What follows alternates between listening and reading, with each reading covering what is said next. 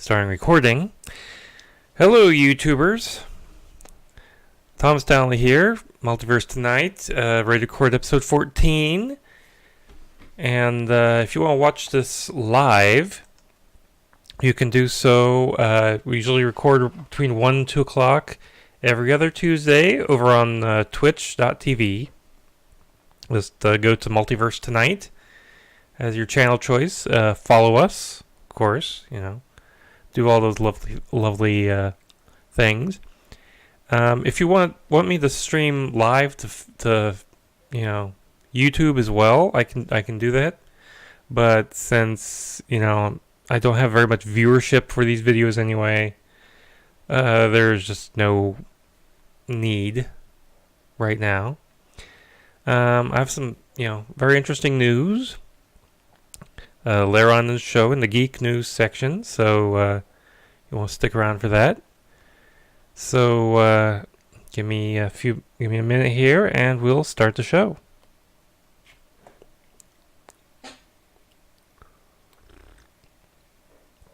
If you're wondering what I have in my cup today, it's just basically just warm water, because cold water not really good for the pipes. Pop just dries out your mouth.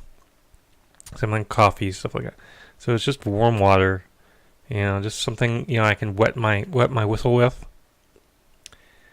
So just that. So let's pause here for refreshment. Make sure I see my audio is recording. The record light is on.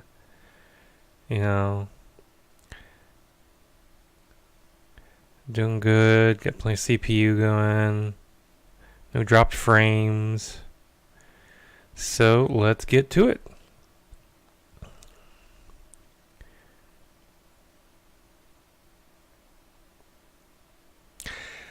Tonight, Disney wants to build a primo lightsaber for you. A surprising hero might be coming to a theater near you, and a sight close to my heart comes back on this edition of Multiverse Tonight.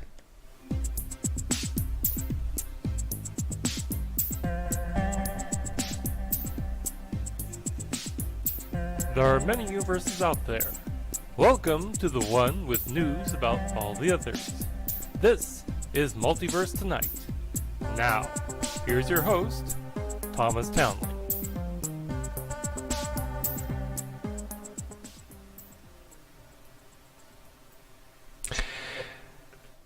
Hello, everyone. Welcome to episode 14 of Multiverse Tonight. I'm your host, Thomas Townley. This episode was recorded on December 4th, 2018. Thank you to all of you who are listening, and please be sure to share us with others. By the way, I'm now streaming the live recording of the show on Twitch. I usually record the show between 1 p.m. and 2 p.m. Central Time on Tuesday afternoon. And by the way, if you really want to help me out like my good friend Anne, you can tip me via Coffee, that's Ko-Fi, Patreon, and now directly from the Radio Public app and the Buzzsprout player. We also have some nice merchandise for sale on our TeePublic store. If you're listening to this the week that I'm recording it, they're doing sales, and they're doing several sales during the month of December. So go out and check that out. That's at tpublic.com/stores/multiverse-tonight. Check out multiversetonight.com to see our show notes, the affiliate links, the occasional original column, and much, much more. I know I need to do more original columns. It's, a matter of time. Now, let's get on with the show with some Star Wars news. Nick Malley, the special effects artist best known for his work on Yoda in The Empire Strikes Back, thinks that updating Yoda in the prequels may have been a mistake. Nick, promoting For the Love of Sci-Fi convention, told The Express, quote, They built a puppet for episode 1, The Phantom Menace, but made the mistake of trying to update Yoda. They resculptured him and made him out of a different material, which was heavier. Then, because he was transparent instead of opaque, it meant light didn't hit him the same way, so his color wasn't the same. They also needed to put a stronger mechanism in, so the result was a Yoda that looked quite different and generated a lot of criticism. Ultimately, you can't redesign Grandma. Grandma is Grandma. She might be old-fashioned, but that's Grandma. You need to save your new stuff for your new characters. Unquote. Yeah, Yoda did look kinda puffy and off-colored in the prequels. But maybe he was just, retaining salt when he was younger. And also out of the UK, according to former UK Foreign Secretary Boris Johnson, speaking at the DUP conference, let's slip that George Lucas hopes to shoot an Obi-Wan Kenobi movie in Northern Ireland. Quote, what was the biggest grossing movie last year? Star Wars. And where does George Lucas propose to make a follow-up about Obi-Wan Kenobi? Northern Ireland. Unquote. Now, an Obi-Wan movie, one-off, has been rumored to be in the works for some time now. But can we believe Boris Johnson? The one-offs are believed to be shelved after Solo's poor performance. Could an Obi-Wan film be in the works for, say, Disney Plus? Or could the former mayor of London be full of it? I guess we'll just have to wait to find out. To be continued, I guess. And speaking of rumors, could Padme show up in episode 9? The rumor going around is that Kylo will see Padme's funeral on Naboo, as well as the moment where Anakin chokes her using the world between worlds seen in Star Wars Rebels. Now, there is absolutely no evidence of this, so this rumor would best be put in the disbelief category. However, it would be intriguing. Meanwhile, over on the other side of the pond, Disney has unveiled a first look at 2 of the rides opening at Star Wars Land next year. Let's take a look.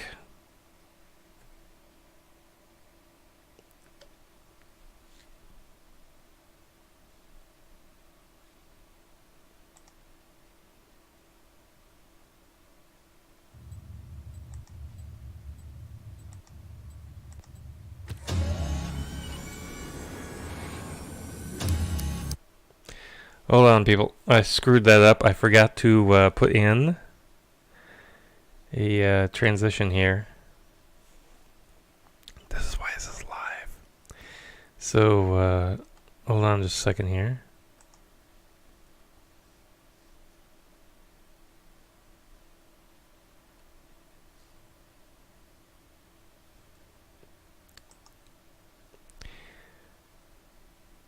See, hold on.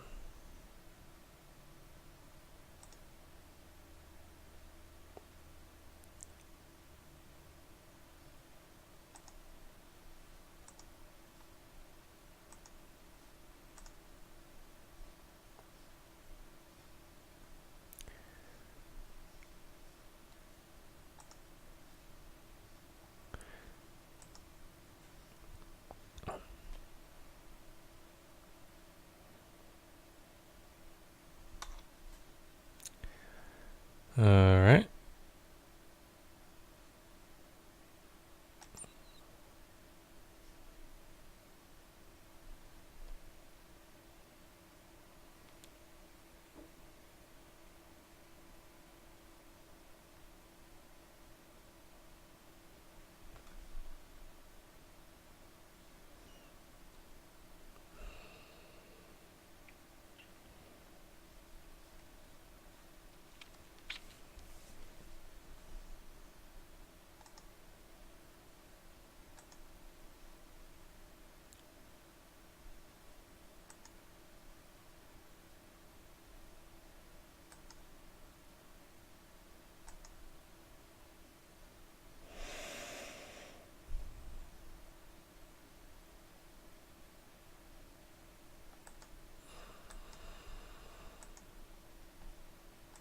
That's why.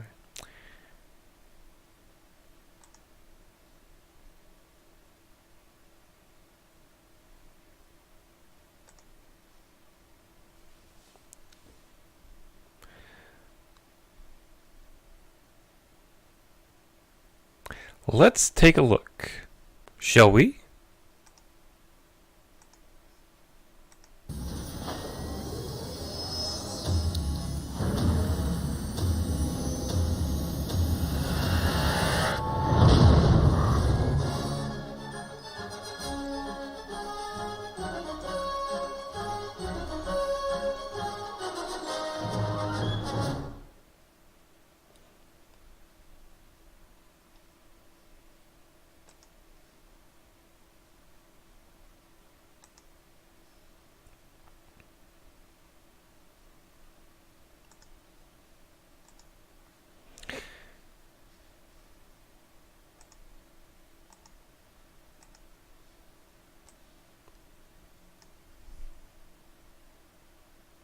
So, the first one there was the Millennium Falcon Smuggler's Run, which will put visitors in the role of one of 3 members of the Falcon flight crew.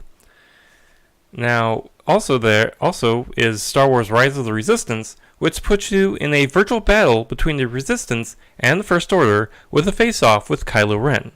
Do you win if you make him cry? A report from Walt Disney World News today says that Disney has in its works a patent for the most realistic lightsaber yet. According to the report, quote, "The new technology exemplified in this patent application is used to build a lightsaber hilt that works like a motorized tape measure. At the press of a button, the tapes will extend to a total length several times that of the hilt itself. The tapes will also have some kind of LED lighting inside, such that the lightsaber can light up similar to the way they appear in the films." Unquote. In simpler terms, the saber is self-extending and self-lighting. They went on to say that this will be likely pretty pricey and will probably be sold as a collector's item. Sounds kinda cool. I'm gonna bet the cost will be somewhere around $500. Any other bets? Now, Disney has announced a new series of kid-friendly animated shorts called Galaxy of Adventures that will recreate classic Star Wars moments. The first 6 are available now on a new website as well as the Star Wars Kids YouTube channel. The series is aimed at 3 to 5-year-olds.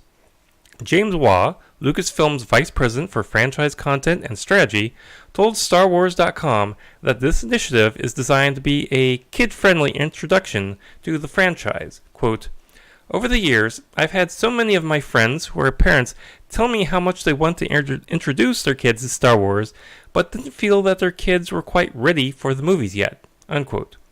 The trailer features a repurpose of some of the dialogue and scenes from the original films, but uses an animation style filled with wild, exaggerated motion and action to better entice younger viewers.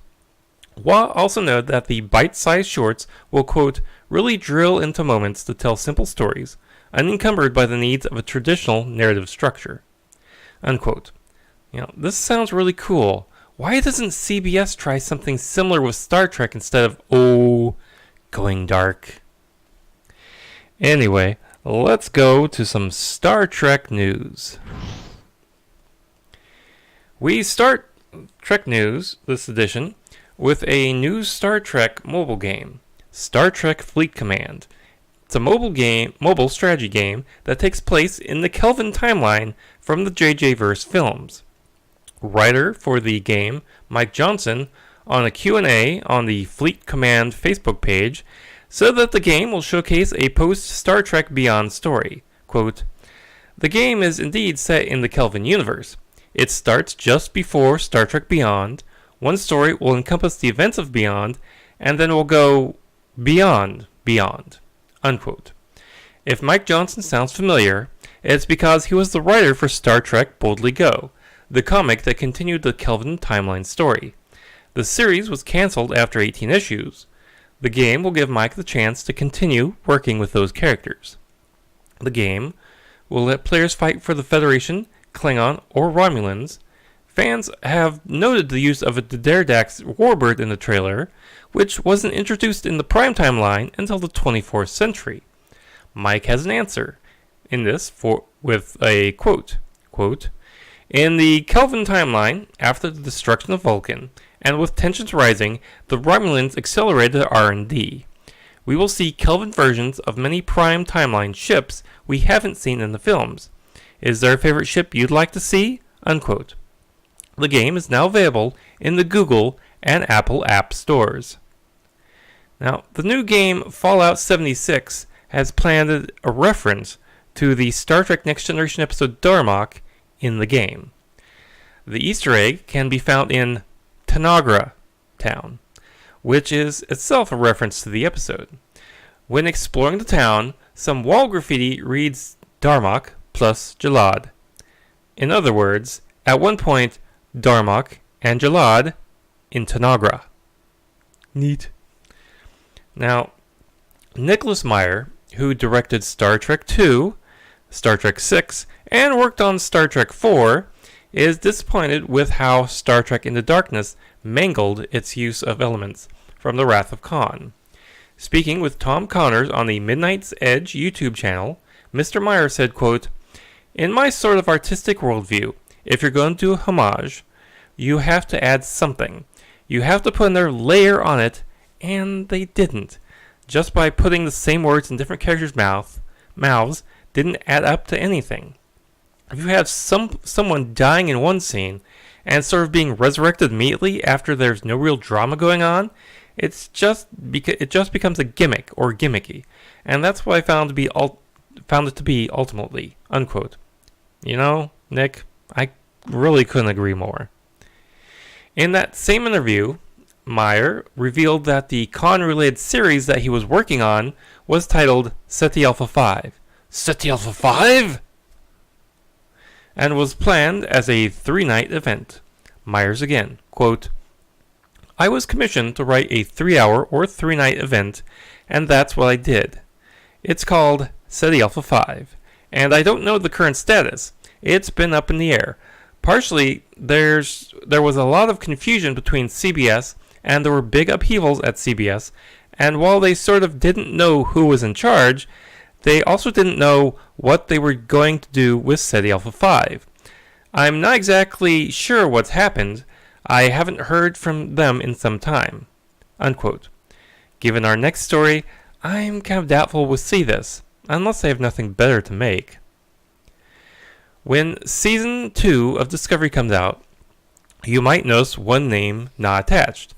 Our previously mentioned Nichols Meyer. That's because he wasn't invited back.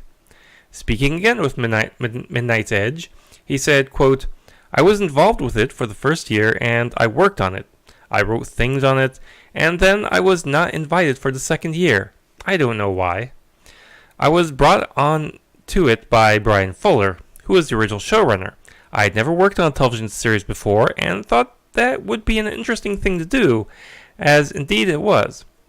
What my contributions to it were hard to determine, because television is a group effort, and there is so much overlap that I can't either claim or refute credit for the end result, because the difference between what is written and what gets filmed and what was talked about in conference before things are written is very, very hard to determine.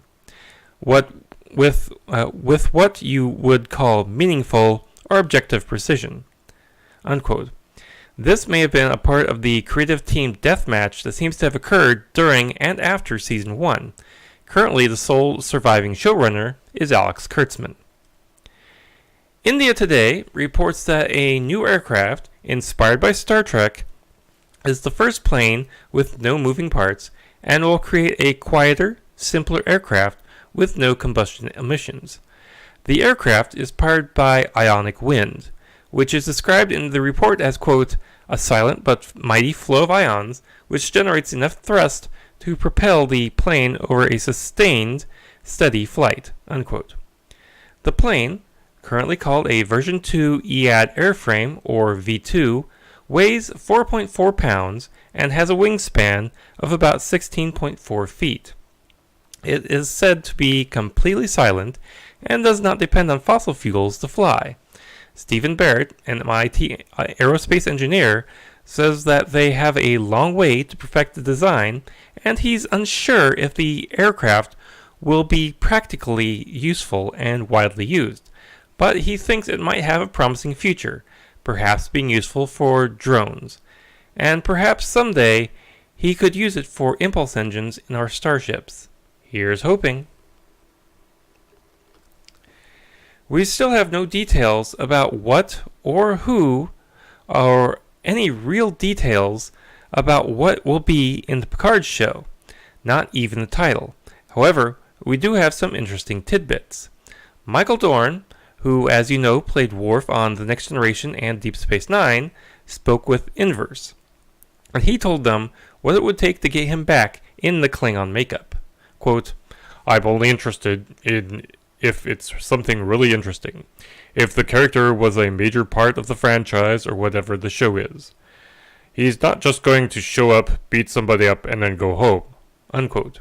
In other words, he just doesn't want to do a cameo or a guest spot. He wants to have a big, meaty role. Maybe he can be Picard's bodyguard. "Mr. Worf, kick that Bolian's ass." Now, are you having trouble sleeping? You can try drugs, or eliminating caffeine, or some white noise to block out sounds. Or you can use the following video from YouTube.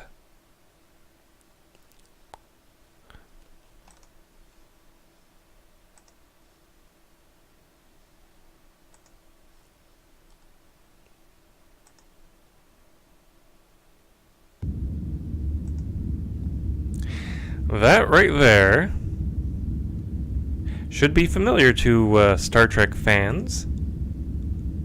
That's the ambient engine noise you've heard on just about every episode of Star Trek The Next Generation. The video has that noise playing on a constant loop and has been listened to more than 3.4 million times. Video maker Spike Snell, who created the video, told Mashable that he's as surprised as anyone. Quote, "I started obsessing a little bit on that deep rumbling noise, as it felt like one of the key aspects of many sci-fi shows. I had never imagined that at that point so many others would be interested in it, or other similar sounds. I realized it was striking a heavy chord globally. Sometimes I print out the very best comments and put them on my fridge to remind myself that I'm not wasting all my time with this project." You know, unquote. I've never used the background noise of the Enterprise to get to sleep, but that's why I have an air purifier in my bedroom. So I make my own white noise. But you gotta admit, this is really soothing. Now let this noise take us to DC News.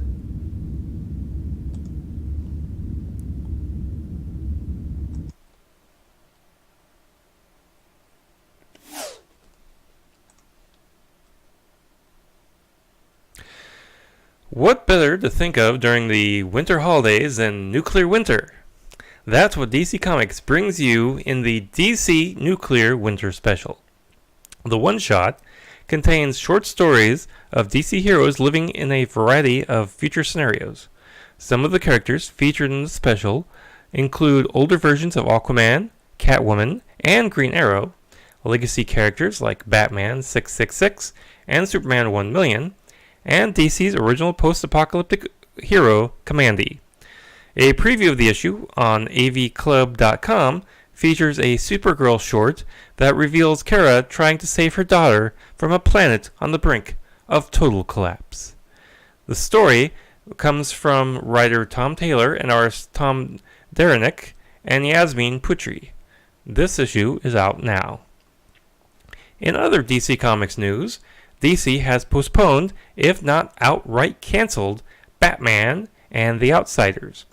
The first issue was slated for release on December 12th.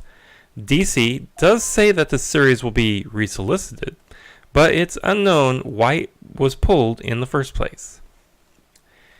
Jason Mamoa, star of the upcoming Aquaman movie, will be hosting Saturday Night Live on December 8th with musical guest Mumford & Sons. I bet we'll be seeing a lot of DC jokes in that episode.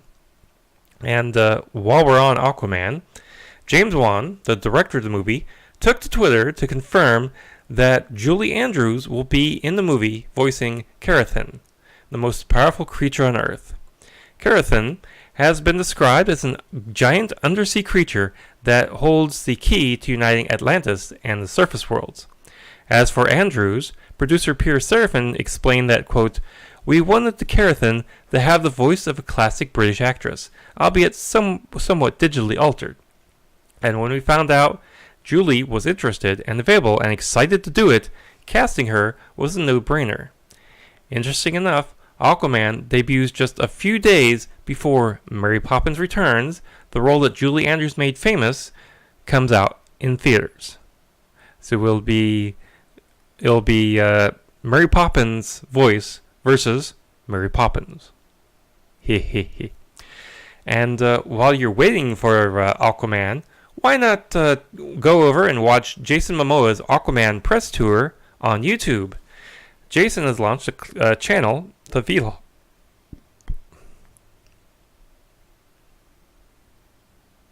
And while you're waiting for Aquaman, why not watch Jason Momoa's Aquaman press tour YouTube? Jason has launched a channel to vlog the long press tour for the movie. Currently, there's a 7-minute video showing the China leg of the tour. We'll have a link to it in our show notes. Of course, we all know what you're looking forward to in this movie. Black Manta. That is an awesome looking costume. You know, if you're not watching the video of our little show here, you're missing a great piece. Go over to our YouTube channel and see it. Anyway, now that a movie that will likely never see the light of day, Justice League Dark. JLD has been in development for a few years and has seen 2 directors come and go. The first one was Oscar-winning Guillermo del Toro, who is also writing the script. Now, we've learned from del Toro that through a series of tweets that he did complete the script before he left. He also mentioned he had also completed the script for Pacific Rim 2, which Universal then had written by others. Del Toro's directorial successor, Doug Liman, who left in May of last year due to scheduling conflicts, has said that if he would like to return to Warner Brothers if they ever wanted to do the movie. However, that still doesn't look likely. Maybe we can all convince DC to take that script and produce a graphic novel out of it, just so we can see what Benicio was working on. How about it, DC and Warner Brothers? Take my money, please. And a little while back, we got word from Warner Brothers that they were working on a new Gods movie. Now we have word via The Wrap that they've hired Gareth Dunnett Alcower to write a Blue Beetle movie based on the Jamie Rees version of the hero. Now, a little character background for you. Jamie wields an alien scarab that can form armor and weapons over his body. The character is the third to hold the title of Blue Beetle, the first 2 being Dan Garrett and the more widely known Ted Kord, who held the suit in the 90s. Jamie Rees would also be the first Latino character to get their own DC superhero film. Now, no other details have been forthcoming. Could we possibly get a Booster Gold movie too? You must have Booster Gold with Blue Beetle. It's only fair. Over on the TV side of things, a new poster has been released for Season 4 of Legends of Tomorrow with a surprising character on it. Bebo, the fluffy blue god. The character is being held by Mick Rory. Also featured prominently is Nora Dark, John Constantine, Ava Sharp, and Charlie. Earlier this year, showrunner Phil Klemmer spoke to comicbook.com, quote, "I guess the whole founding principle of the show and what it means to be a legend. It's kind of a punk rock ethos of oddballs are not just welcome, oddballs are recommended. The straight over the plate superheroes wouldn't function well with our characters. I think that's why people draw inspiration from the show, because a lot of people, myself included, feel like weirdos. Then the idea that you would find a kindred group who are weird in different ways, but they complement each other in a really cool way is appealing. They tolerate each other as best they can. It's not cuddly feel good, Our guys are sarcastic with each other. They're like a family who fights all the time, but then would give their life without question for one another. I think that's why we're able to bring new people in, because I feel like everybody's a stray. Or certainly people who are searching for belonging and family. They find it unexpectedly on the Wave Rider. Comic book legend Denny O'Neil is set to be honored for his lifetime achievements in pursuing causes of peace and justice on December 7th and 8th at the Jimmy Carter Presidential Library in Atlanta during the Comic Books and Social Justice Weekend event being held in conjunction with the Hero Initiative charity for comic creators in need. The writer and former editor at DC Comics will speak about bringing change through comics. O'Neil told Newsarama, quote, "I have people come up to me and tell me that sometimes reading these stories did influence them. That's good news because I never intended to change people's minds about things. I don't think you can do that. But one thing I did want to do was get young people thinking about these things. Maybe if people start thinking about it young enough and grow up with the problems, they will have a better shot at coming up with answers," unquote.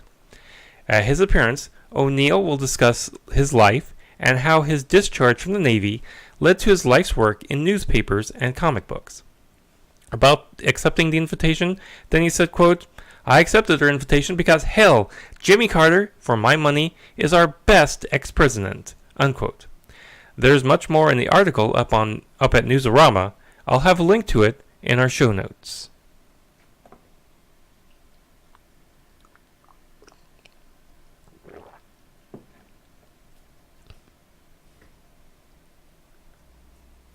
I'd like to thank you for listening to this edition of Multiverse Tonight. You know, one way to support the show is to listen with Radio Public. Every episode of Multiverse Tonight that is heard through the Radio Public app for iPhone and Android means that we make money so this show can grow. There's a link to our show in the episode notes. Give it a try today.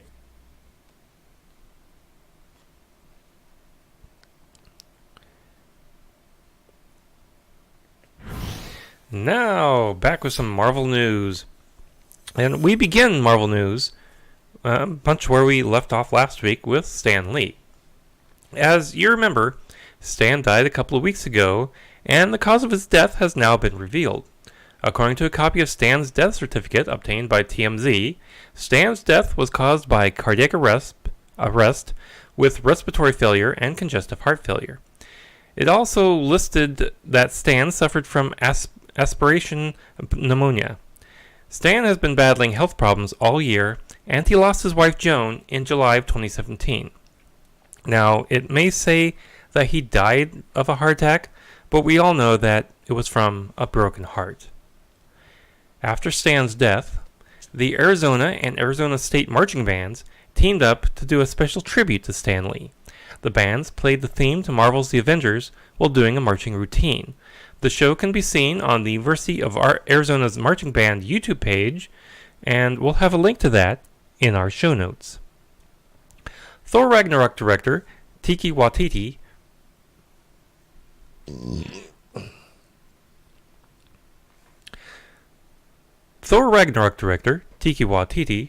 speaking with All Four's The Last Leg, revealed the inspiration for Korg, the walking pile of rocks that he voiced in the movie. Quote, "In New Zealand, we have a lot of giant hulking bouncers, and that's their accent, dudes with very delicate souls.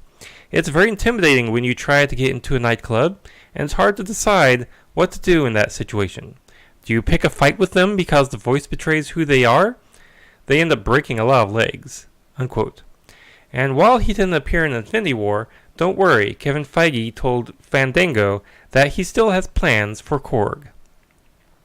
So, did you see Venom, or were you like me and you missed the movie in theaters?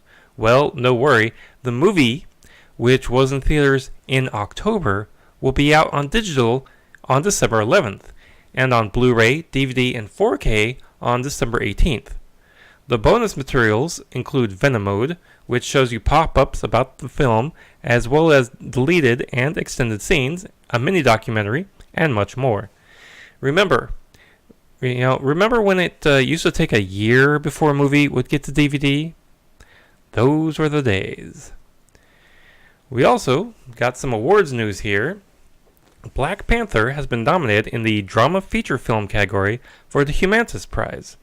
The awards look to honor film and TV projects which entertain and enrich audiences. Also nominated is The Incredibles 2, which will compete for the Family Feature Film Award.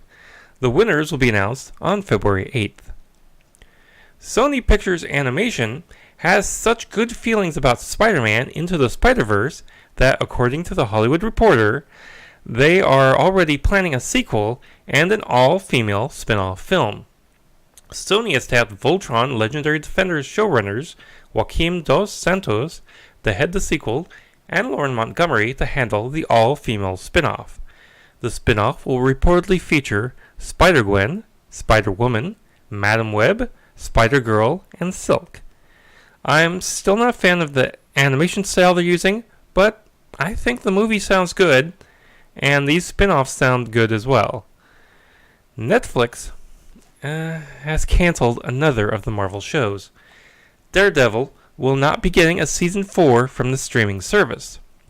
Reportedly, this was not because Disney wanted the show back. Disney just decided to cancel it. And according to some news that came out within the past day or so, one of the reasons was Netflix wanted a shorter season, something like an 8-episode season, instead of extending it out to 13 or more episodes. In a statement given the deadline, Netflix said, quote, Marvel's Daredevil will not return for a 4th season on Netflix, unquote. We are, quote, we are tremendously proud of the show's last and final season, and although it's painful for the fans, we feel it best to close this chapter on a high note. We're thankful to our partners at Marvel, showrunner Eric Olson, the show's writers, stellar crew, and incredible cast, including Charlie Cox as Daredevil himself. And we're grateful to the fans who have supported the show over the years. Unquote. However, don't cry for Daredevil, my friends. There's a good chance we'll see him again on Disney's upcoming streaming service, Disney+. If not in his own show, maybe in someone else's show. And now we just have the fate of a couple more shows. The fate of Jessica Jones and The Punisher. I'm going to bet that The Punisher gets canceled next. And just yesterday, the trailer for Captain Marvel dropped. Let's watch.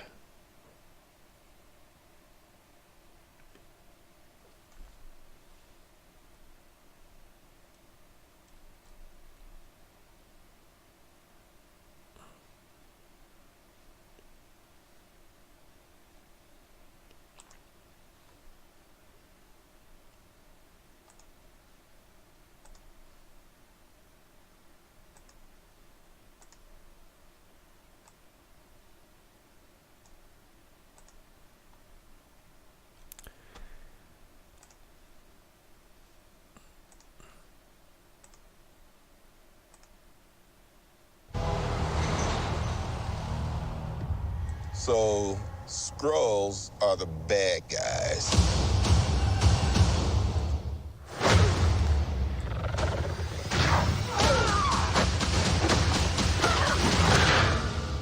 And you're a Kree, a race of noble warriors. Heroes. Noble warrior heroes.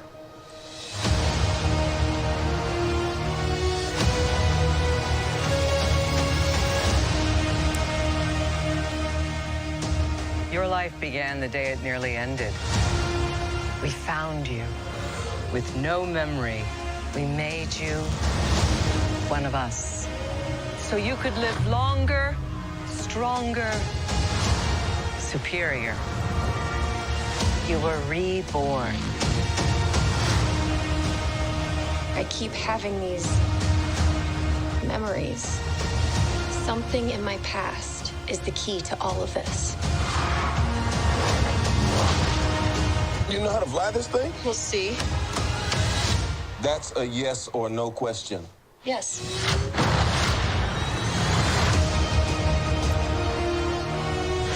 Would you like to know? what you really are. I think I had a life here. What aren't you telling me? You've come a long way, but you're not as strong as you think. This war is just the beginning. I'm not gonna fight your war. I'm gonna end it.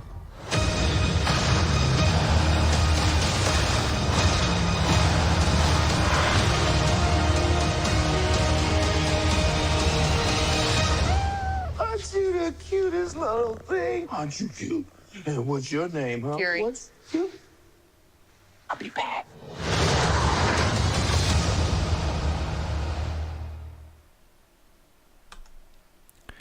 Now that looks great. You know, I am so looking forward to this movie. You know, I probably will make a really big effort to go see this movie. You know, I hope if you're listening to the audio version of the show, you go to YouTube and watch that trailer, because just audio alone, I don't think does it justice. That looks good. Samuel L. Jackson, the way they de-aged him, I mean, he doesn't look fake. I mean, it's excellent. So, anyway, let's continue on with Marvel news. We start off... anyway, let's not continue on with Marvel news. Let's go to geek news.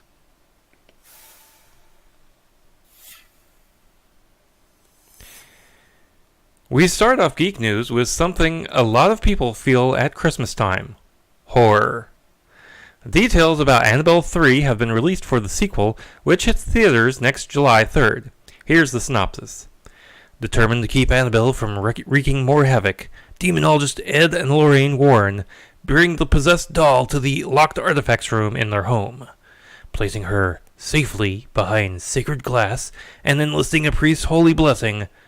But an unholy night of horror awaits as Annabelle awakens the evil spirits in the room, who all set their sights on a new target, the Warrens' 10-year-old daughter, Judy, and her friends. Ooh. This is directed and written by Gary Dauberman, who wrote The Conjuring 2 and The Nun. I am surprised they didn't just rename it The Annabelle 3.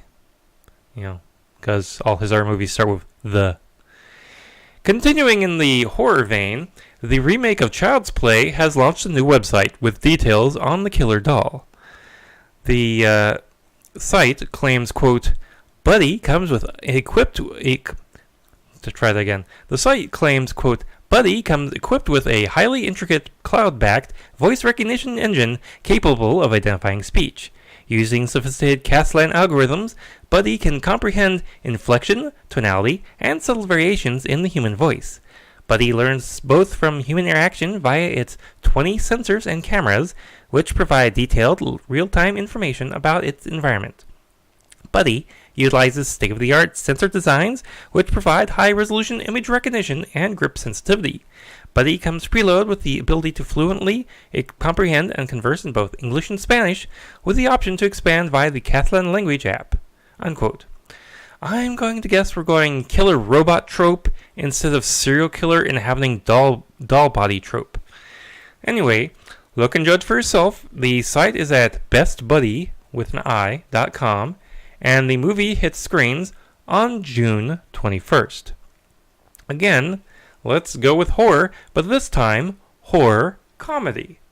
Zombieland 2 is bringing in Zoe Deutsch into the movie to play Jesse Eisenberg's Columbus character's love interest. According to Deadline, through comic mayhem that stretches from the White House and through the Heartland, the zombie slayers must face off against many new kinds of zombies that have evolved since the first movie, as well as some new human survivors. But most of all, they have to face the growing pains of their own snarky makeshift family.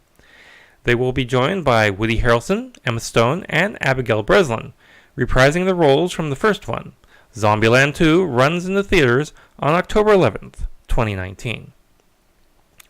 And now, switching to something completely different, Doctor Who fans rejoice. More stories are forthcoming featuring Billie Piper's Rose Tyler with a new audio series from Big Finish.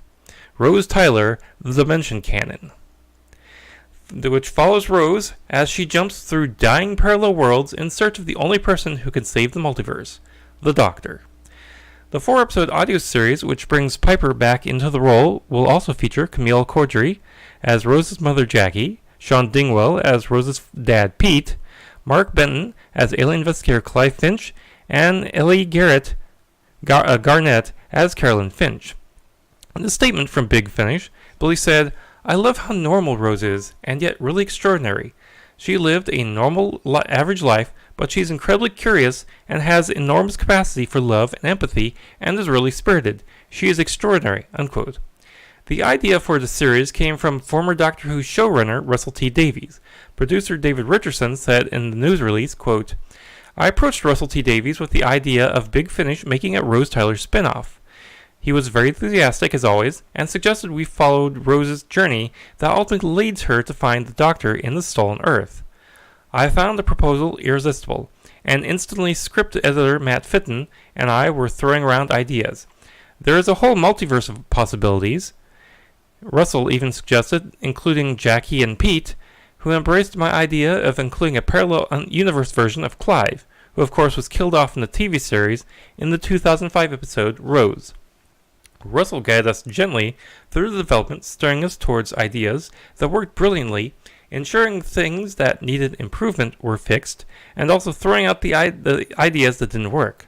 I am absolutely delighted with what we have, a family drama about the end of worlds. I love the love and loss and things that might have been, and our brilliant cast might have embraced the emotional scripts," unquote. Rose Tyler, The Dimension Canon, goes on sale next September. We now have a word reported from Deadline.com that Preacher has been renewed for Season 4, with production set for the early 2019 in Australia. AMC's President Programming Entertainment Networks said, quote, "A passionate base of fans found their way to Jesse, Tulip, and Cassidy, and have followed along with their adventures, at times indescribable adventures, for 3 seasons. We are thankful to our partners at Sony and to Seth, Evan, and Sam for everything they have brought to this series. We were pleased to renew for 4th season. Like the superfans of Preacher, we can't wait to see where this journey leads next," unquote. Great news. Yeah, I really have to catch up sometime. I'm still way back in Season 2. Yeah, first world problems. Nintendo has lifted some of its heavy restrictions on how YouTube creators can monetize gameplay and live stream content. YouTube creators who want to monetize their content no longer have to join Nintendo's controversial partner program. Instead, creators can work within YouTube's partner program, which lets the company run ads on videos. On a statement on Nintendo's website, quote, "As long as you follow some basic rules, we will not object to your use of gameplay footage and or screenshots captured from videos for which Nintendo owns the copyright in the content you create for appropriate video and image sharing sites. The rules given include the right to provide unique commentary, so let's play videos or live streams with original commentary from the players is a-okay. However, it goes on to state that creators who want to use the intellectual property of a third party, you are responsible for obtaining any necessary third-party permissions," unquote. In other words, if you use a third-party music or anything else from somewhere other than Nintendo, you'd better get their permission. This decision comes just in time for one of Nintendo's biggest and long-awaited titles, Super Smash Bros. Ultimate, which is being released this Friday, December 7th. I already have my copy on pre-order. I am so waiting for this video game. The chairman of the Federal Trade Commission, Joseph Simmons, announced that he would investigate video game loot boxes to ensure that children are being protected and parents are educated on the matter. in the Senate Commerce Subcommittee on Consumer Protection, Product Safety, Insurance, and Data Security. That is a long list. Simmons has asked about the issue by Senator Maggie Hansen of New Hampshire, who asked that he look into the boxes. Hassan believes the boxes are a problem because children purchase the boxes and get a reward without the association of money with the boxes, and without the association of money for the boxes, creating a kind of gambling problem in the young. It seems to me that putting some sort of age verification system might be in order. Something that the kiddies can't circumvent by, changing their birth date. Yeah, I'm looking at you 12-year-old who was born in 1980. The next story is near and dear to me. Flaming Dog Media has announced the relaunch of the online multimedia magazine Sci-Fi4Me.com. Sci-Fi for Me will celebrate its 10th anniversary this March and will return with more emphasis on YouTube, Twitch, Instagram, and Facebook in order to bring enhanced coverage of sci-fi, fantasy, and horror news. According to Editor-in-Chief and Chief Bottle Washer, Jason Hunt, quote, "With the success of the Fangoria reboot and the decline in popularity for other genre sites that have taken political positions, it felt like the right move to make. Plus, with the 10th anniversary coming up, we couldn't just sit on the sidelines anymore," unquote. Starting in January, the lineup will include returning favorites, the H2O podcast with Mr. Hunt and Timothy Harvey, Salacious Crumbs, the Star Wars news show, and a brand new show, Good Morning Multiverse, no relation, a news and discussion show airing on Saturdays on YouTube. This all starts on January 5th with the first episode of GMM and the 164th episode of H2O. And I would also like to announce my return to Sci-Fi for Me as a columnist. I'll be bringing back the Longbox Hunter.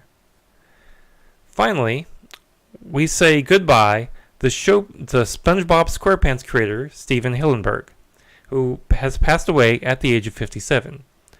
According to Variety, Hillenburg's cause of death was ALS, which he revealed that diagnosis back in March of 2017. Hillenburg had gained notoriety while working as a director on the Nicktoon Rocko's Modern Life, and by the final season in 1995, Steven was the show's creative director.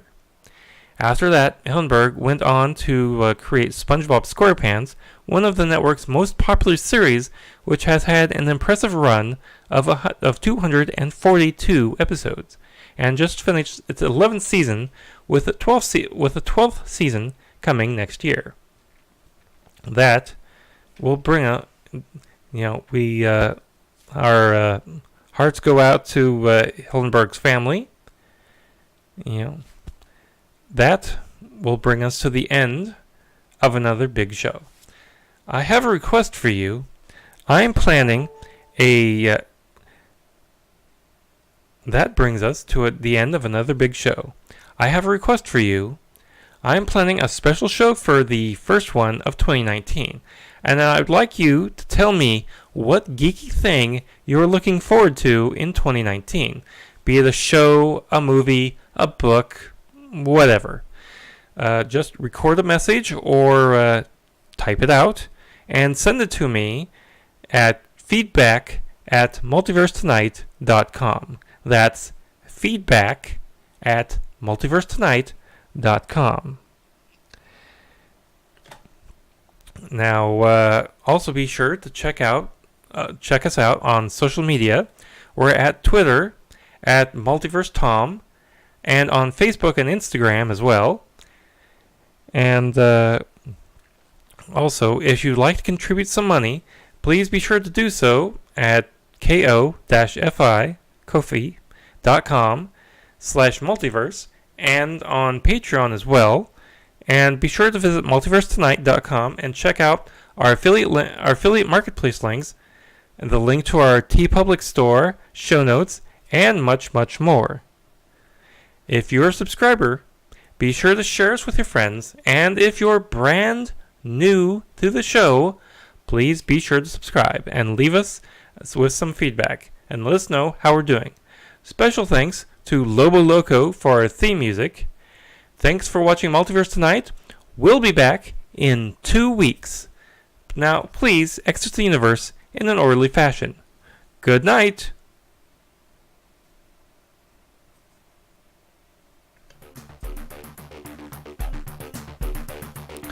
Multiverse Tonight is a production of Half-Baked Genre Production. Copyright 2018. All rights reserved.